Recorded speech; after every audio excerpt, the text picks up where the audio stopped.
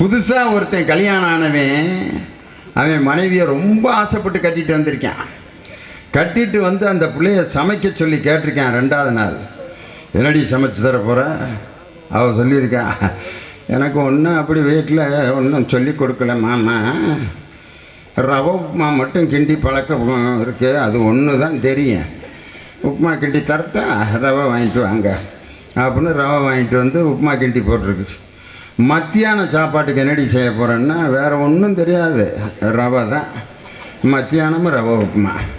ஏண்டி ராத்திரிக்கு ஏதாவது இதே ரவையில் ஒரு உருண்டையாவது பிடிச்சி வையே. இப்போ உருண்டை பிடிச்சி ஏதாவது உங்களுக்கு வகுத்துக்கு சேராமல் போச்சுன்னா உப்புமா மட்டும்தான் கிண்ட தெரியும். காலையிலையும் ரவை உப்புமா, மத்தியானம் ரவை உப்புமா, ராத்திரியும் ரவை உப்புமா, அடுத்த நாள் ரவை உப்புமா. 3 நாளாக 9 வேளை ரவை உப்புமாவாக தின்னு அவனுக்கு நாக்கெல்லாம் செத்துருச்சு. அப்புறம் ஒரு நாள் பாக்கெட்டில் சம்பளத்தை வாங்கிட்டு வீட்டுக்கார மேலே கூப்பிட்ருக்கேன், வாடி போய் ஒரு ஹோட்டலில் சாப்பிட்டு வருவேன், வாடி வாங்க மாமா அப்படின்னு போயிருக்கு. சாதாரண ஹோட்டலுக்கு போகாமல் ஸ்டார் ஹோட்டலுக்கு போயிருக்கேன். சாதாரண ஹோட்டலுக்கு ஸ்டார் ஹோட்டலுக்கு என்ன வித்தியாசம்னா, வெளிச்சத்தில் சோறு போட்டான்னா சாதாரண ஹோட்டல், லைட்டை அமுத்திட்டு ஒரு அரை வெளிச்சத்தில் சோறு போட்டான்னா அதுக்கு பேர் ஸ்டார் ஹோட்டல். இங்கே 30 ரூபா, அங்கே 360 ரூபா, அவ்வளோதான் வித்தியாசம். இருட்டுக்குள்ளே போடுவேன் இட்லியை, அவ்வளோதான். அங்கே கூட்டு போயிருக்கேன். கூட்டு போனால் ஒரு மெனு கார்டு கொடுத்துருக்கேன், இவ்வளோ பெரிய புஸ்தகத்தை போனோன்னு கொடுக்குறாங்க. யாருக்கு? அவனுக்கு, ரவை உப்புமா பார்ட்டிக்கு. போய் அந்த புஸ்தகத்தை வாங்கி இப்படியே புரட்டி பார்க்குறேன். என்ன பூரா இங்கிலீஷில் வேறு இருக்குது, இருட்டாக வேறு இருக்குது. நான் என்னன்னு இதை காண்றது? இந்த ஹோட்டலில் என்னென்ன இருக்கோ அது பூரா அந்த லிஸ்ட்டில் இருக்குது தம்பி, அதில் உங்களுக்கு என்ன வேணுமோ அதை ரைட் அடித்து கொடுங்க, நாங்கள் கொண்டு வந்துடுறேன். இங்கிலீஷில் இருக்கான். அவனுக்கு என்ன திங்கிறதுனே புரியல.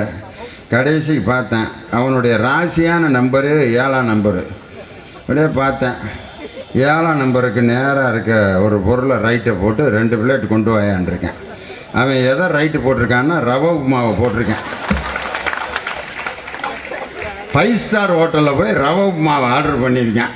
கொண்டு வந்து 2 பிளேட்டை வைக்கவும், ஐயோ ஏன்டா இதிலேருந்து தப்பிச்சு இங்கே வரலாம்னா இங்கேயும் ரவை உப்புமாவை கொண்டு வச்சுருக்காங்களேன்ட்டு.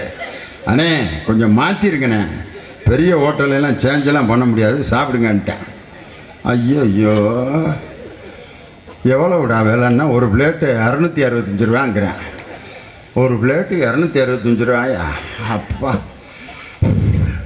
560 ரூபா கொடுத்து ரவை உப்புமாவை இங்கே வந்து இங்கே வேண்டியிருக்கேன்ட்டு குருட்டு கோழி தவிட்ட முழுங்கின மாதிரி 2 கப்புன்னு சாப்பிட்டுட்டு இனி வேறு ஏதாவது ஆர்டர் பண்ணலாமான்னு இந்த நோட்டை பார்த்துருக்கேன். ஐயோ அது பூரா ரவை உப்புமா மாதிரியே இருக்குது அப்படின்ட்டு பக்கத்து மேஜையை பார்த்துருக்கேன். அந்த நேரம் பார்த்து ஒருத்தன் நல்ல சிக்கனு புரோட்டா சாப்பிட்டு சப்ளையரை கூப்பிட்டு, அவனுக்கு இன்னும் 2 புரோட்டாவும் சிக்கனும் சாப்பிட்ணும்னு ஆசைப்பட்டு சப்ளையரை கூப்பிட்டு ரிப்பீட் அப்படின்னு இருக்கான்.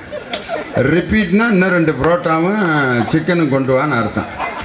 நம்ம ரவை உப்புமா பார்ட்டி அந்த மேட்சை அப்படியே பார்த்துட்டு, இங்கே ரிப்பீட்னா தான் புரோட்டாவும் கோழியும் கொடுப்பாங்க போல இருக்குன்ட்டு, தம்பி அப்படின்ட்டு அவன் பிளேட்டை காமிச்சு ரிப்பீட் அப்படின்னு இருக்கான். திரும்ப 2 பிளேட் ரவை உப்புமா, 4 பிளேட் ரவை உப்புமாவை கிட்டத்தட்ட 1300 ரூபா கொடுத்து தின்றுருக்காங்க. யார்? புருஷன் முண்டாட்டி 2 பேரும். இன்றைக்கி தமிழ்நாட்டு ஜனங்களுடைய நிலைமை இதுதான் ஓடிக்கிட்டு இருக்கு. 1ஆம் கிளாஸ் வாத்தியாராக இருந்துடலாம், 5ஆம் கிளாஸ் 10ஆம் கிளாஸ் 9th வரைக்கும் கூட வாத்தியாராக இருந்துடலாம். 11th 12th காலேஜ் பயல்களை வச்சு பாடம் நடத்துகிற மாதிரி கொடுமை உலகத்தில் வேறு எதுவுமே கிடையாது. பொழுது போலன்னா வாத்தியாரை கூப்பிட்டு கேள்வி கேட்பேன். திடீர்னு ஒருத்தன் எந்திரிச்சான் வாத்தியாரை பார்த்து, சார் என்னடா ஒரு முக்கியமான கேள்வி சார், சந்தேகம் மனசை போட்டு ஒட்டைக்குதுன்னா. என்னடா கேள்றா அப்படின்னு. தோசையை ஏன் சார் திருப்பி போடுறாங்கன்னு இருக்கேன். வாத்தியாரை வம்புழுக்கிறேன். யார்? ஃபிசிக்ஸ் வாத்தியார்கிட்ட கேட்குறேன். அவர் ஏன்டா இதை படிச்சுட்டாடா நான் வந்து சொல்லி, நியூட்டன் லாலாம் பேசுகிறீங்கல்ல, இதை சொல்லுங்கன்றேன். தோசையை ஏன் திருப்பி போடுறாங்கன்னா இந்த பக்கமும் வேகணும்டா, அதனால தான் திருப்பி போடுறாங்க. அதுக்கு அவன் சொல்கிறேன், இது கூட தெரியாமல் எப்படி சார் இத்தனை டிகிரி படிச்சிங்கன்னு. என்னன்னு சொல்கிறான்னு. தோசைக்கு தானாக திரும்ப தெரியாது, நம்ம தான் திருப்பி போடணும்னு இருக்கேன். வாத்தியார் ஏன்டா லீவை போட்டு ஒரு 3 நாள் வீட்டில் இருந்துக்கிட்டார். இதே மாதிரி 10 கேள்வி கேட்டாங்கன்னா நம்மளை கிறுக்கன் ஆக்கிடுவாங்கடான்ட்டு. திருப்பி 3 நாள் கழித்து பள்ளிக்கூடத்துக்கு வந்திருக்காரு. இன்னொருத்தர் நிறைய பேர் கேள்விகளை தயார் பண்ணிட்டு வந்துட்டான். பாடம் நடத்துகிறப்பே தொடங்கிட்டான். சார் ஒரு நிமிஷம், ஒரு மாடு 10 மணிக்கு புல்லு திங்குது, இன்னொரு மாடு 11 மணிக்கு புல்லு திங்குது, எந்த மாடு முன்னாடி சாணி போடும்ன்றிருக்கான். வாத்தியார் ஜுவாலஜி வாத்தியார், அவர் தன்னுடைய ஜுவாலஜி அறிவை பூரா பயன்படுத்தி 10 மணிக்கு புல்லு தின்ன மாடு தாண்டா முன்னாடி சாணி போடும்ன்றிருக்காரு. என்ன சார் ஜுவாலஜி படிச்சிங்க? உலகத்தில் இருக்கிற எல்லா மாடுமே பின்னாடி தான் சார் சாணி போடும்ன்றிருக்கேன். அந்த வாத்தியார் வேறு ஊருக்கு ட்ரான்ஸ்ஃபர் ஆகி போயிட்டார்.